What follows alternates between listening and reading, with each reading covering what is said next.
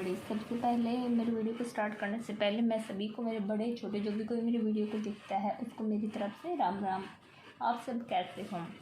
मैं उम्मीद करती हूँ आप सब अच्छे ही होंगे और मैं बिल्कुल बढ़िया।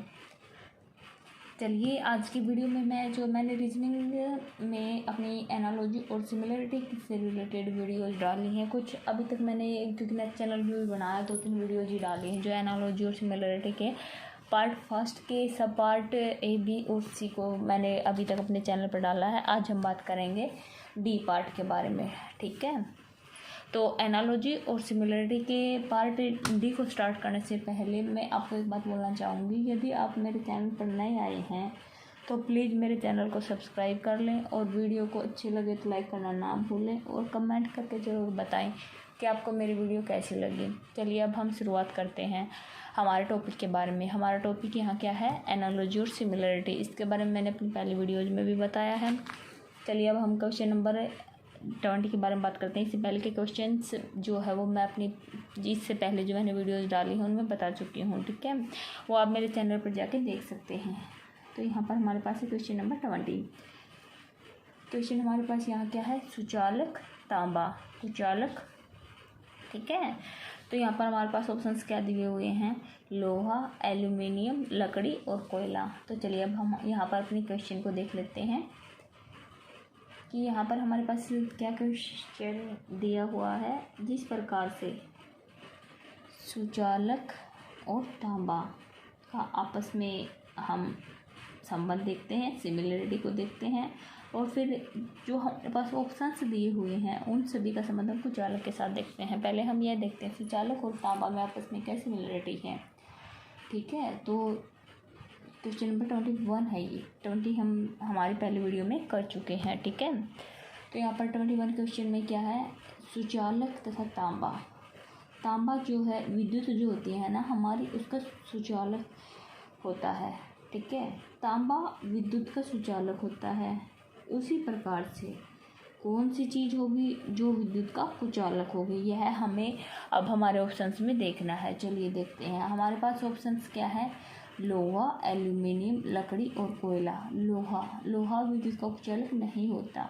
एल्यूमिनियम भी विद्युत का कुचालक नहीं होता। लकड़ी, हाँ, लकड़ी जो होती है वो विद्युत का कुचालक होती है। जिस प्रकार से तांबा विद्युत का सुचालक होता है उसी प्रकार से लकड़ी जो है विद्युत की कुचालक होती है। तो यहाँ पर हमारे पास सही ऑप्शन क्या रहेगा? लकड़ी, ठीक है। कोयला भी विद्युत का कुचालक नहीं होता, ठीक है। अब हम अपने क्वेश्चन की इम्पोर्टेंस की बात कर लेते हैं कि यह क्वेश्चन हमारे लिए इम्पोर्टेंट क्यों है। यह बोल सकते हैं कि ये क्वेश्चन हमारे लिए किस परीक्षा में पहले आ चुका है।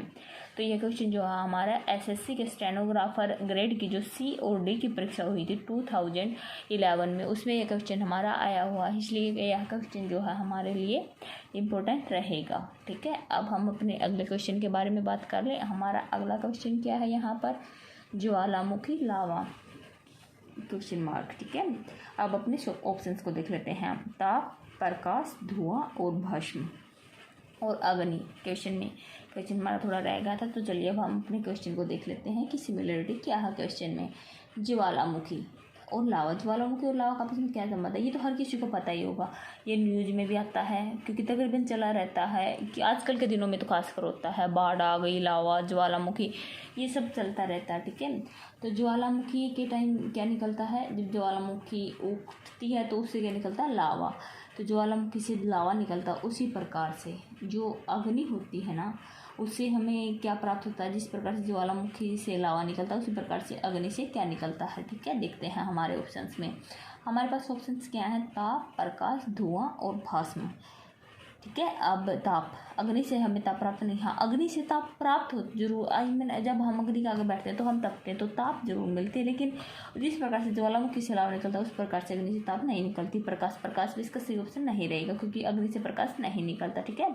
धुआं अग्नि का जो है वेस्टेज हम कह सकते हैं कि वेस्टेज निकलती है, लेकिन जिस प्रकार से ज्वालामुखी से लावा निकलता है इस प्रकार से अग्नि से धुआं नहीं निकलता। और भस्म, हाँ भस्म जो यहाँ पर हमारे पास सही ऑप्शन रहेगा। जिस प्रकार से ज्वालामुखी से हमें लावा प्राप्त होता है उसी प्रकार से अग्नि से जो है, जब अग्नि बल्कि हम अग्नि को सुलगाते हैं तो उसको ख़त्म होने के बाद जो हमारे पास बच जाता है वो भस्म होती है। तो यहाँ पर हमारे पास सही ऑप्शन क्या रहेगा इसका? भस्म। पे अग्नि से जो है धुआं भी नहीं निकलता, तो यहाँ पर भस्म जो है वो हमारा सही ऑप्शन रहेगा। हमें अग्नि से जो है भस्म प्राप्त होता है। तो अब हम बात कर लेते हैं क्वेश्चन की इम्पोर्टेंस की कि यह क्वेश्चन हमारे लिए इम्पोर्टेंट कैसे है। तो ये क्वेश्चन हमारे लिए आया हुआ है SSC के स्टेनोग्राफर ग्रेड C व D में जो परीक्षा हमारी हुई थी 2011 में, ठीक है। ये क्वेश्चन नंबर 21 भी तभी आया और क्वेश्चन नंबर 22 भी तभी आया हो, इसलिए ये हमारे लिए कॉम्पिटिटिव एग्जाम्स के लिए इम्पोर्टेंट है, इसके आने के चांसेस रहते हैं। चलिए अब हम बात कर लेते हैं हमारे नेक्स्ट क्वेश्चन नंबर 23। यहाँ पर हमारे पास क्वेश्चन है नेकलेस श्रृंगार क्वेश्चन मार्क।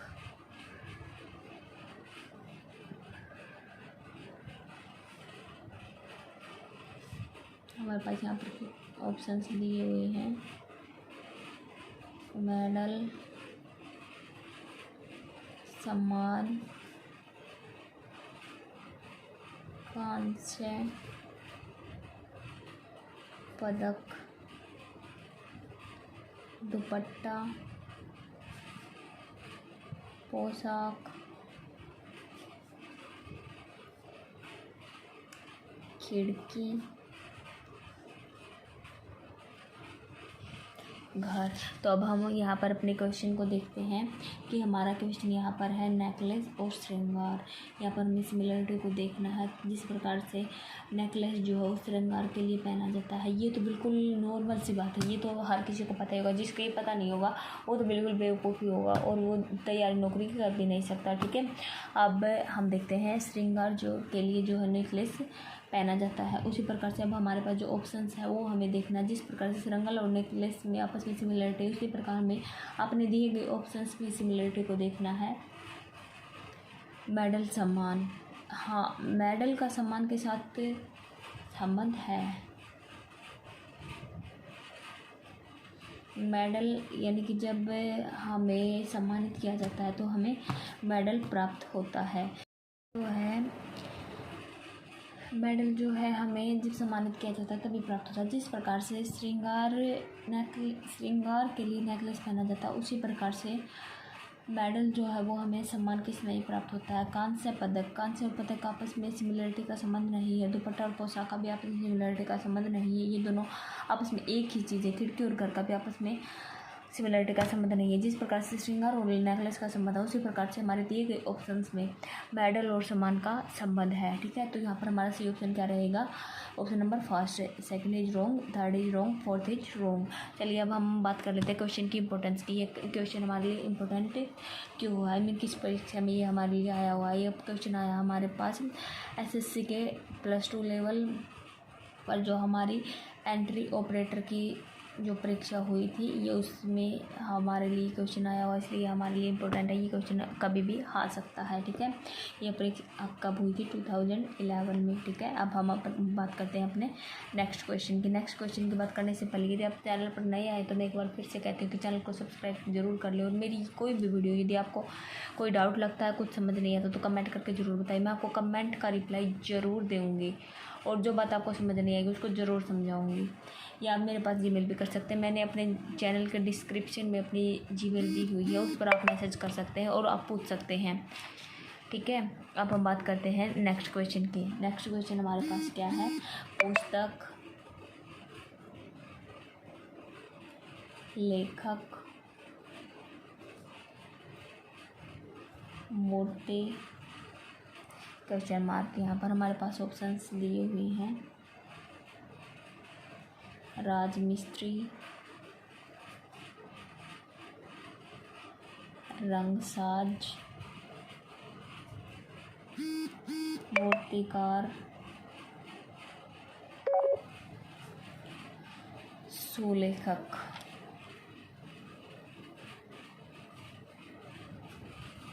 ठीक है, अब हम बात करते हैं हमारे क्वेश्चन की। यहाँ पर हमारे पास क्वेश्चन क्या है?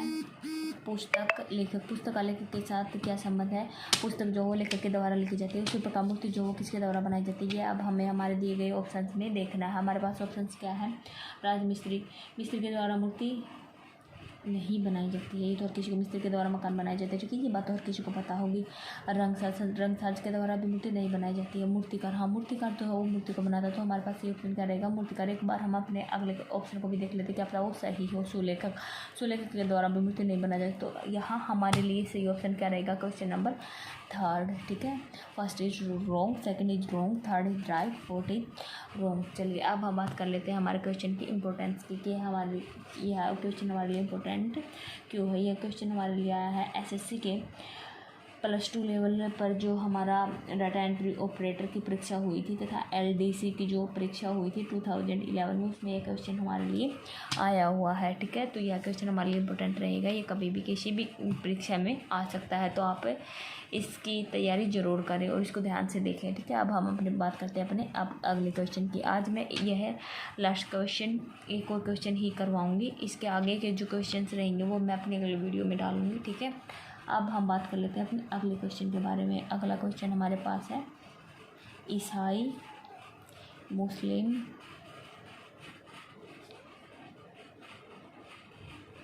Question mark, Quran. यहाँ हमारे पास ऑप्शंस हैं गीता, रामायण,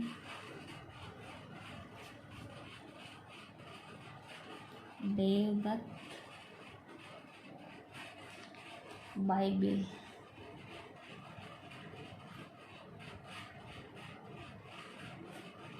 ठीक है, यहाँ पर अब हम अपने क्वेश्चन को देखते हैं। ईसाई और मुस्लिम, ईसाई और मुस्लिम यानी कि हम सिमिलरिटी पढ़ रहे हैं। यहाँ पर आपको ध्यान होगी ये बात, ईसाई और मुस्लिम जो है दो विभिन्न धर्म है। इसी प्रकार से अब कुरान जो, कुरान के साथ अब हमें अपने दिए गए ऑप्शंस में यह देखना है कि ईसाइयों का कुरान जो है, ईसाई और मुस्लिम, और यहाँ पर अब हमें इनका जो संबंध है इनके साथ देखना है। मुस्लिमों का जो पवित्र ग्रंथ है वो कुरान है। इसी प्रकार से अब हमें ये देखना कि ईसाइयों का जो पवित्र ग्रंथ है वो क्या है, वही जो होगा पवित्र ग्रंथ, वही हमारे ऑप्शंस में हमारे पास दिया हुआ है और उस ऑप्शन को हमें देखना है। ठीक है, अब हम बात कर लेते हैं अपने ऑप्शंस की। गीता जो है ईसाइयों का पवित्र ग्रंथ नहीं है, रामायण भी इनका पवित्र ग्रंथ नहीं है, देवदत्त भी इनका पवित्र ग्रंथ नहीं है। बाइबिल, हाँ बाइबिल इज राइट आंसर। ठीक है, बाइबिल जो, जिस प्रकार से कुरान जो है मुस्लिमों का पवित्र ग्रंथ है, उसी प्रकार से बाइबल जो है ईसाइयों का पवित्र ग्रंथ है। तो यहाँ पर हमारे पास सही ऑप्शन क्या रहेगा, बाइबिल। चलिए अब हम बात कर लेते हैं हमारे क्वेश्चन की इम्पोर्टेंस की। ये क्वेश्चन हमारे लिए इम्पोर्टेंट रहेगा एसएससी के +2 लेवल पर जो हमारे डाटा एंट्री ऑपरेटर और एलडीसी की जो परीक्षा हुई थी जो 2011 में हुई थी, उसमें यह क्वेश्चन हमारे पास आया हुआ है। तो इसलिए यह क्वेश्चन हमारे लिए इम्पोर्टेंट रहेगा। किसी भी आजकल जो कॉम्पिटिटिव एग्जाम्स हो रही हैं उसमें यह आ सकता है, तो इसके ध्यान से देखें और इसको तैयारी में रखें। ठीक है, अब हम बात करते हैं, एक और क्वेश्चन हम कर लेते हैं, क्योंकि अभी हमारे पास पेज अवेलेबल है, तो इस पेज के लिए हम अपनी अगली पूरी वीडियो तो बनाएंगे नहीं। तो चलिए अब हम लास्ट क्वेश्चन आज का एक और देख लेते हैं, क्वेश्चन नंबर 26। यहाँ पर हमारे पास क्वेश्चन है बृहत, विशाल, क्वेश्चन मार्क। हमारे पास ऑप्शन है बिल्ली, बाघ, गर्माहट, तुतार,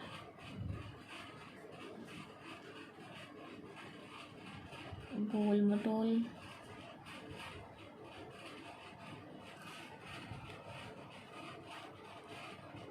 मोटम, शाही,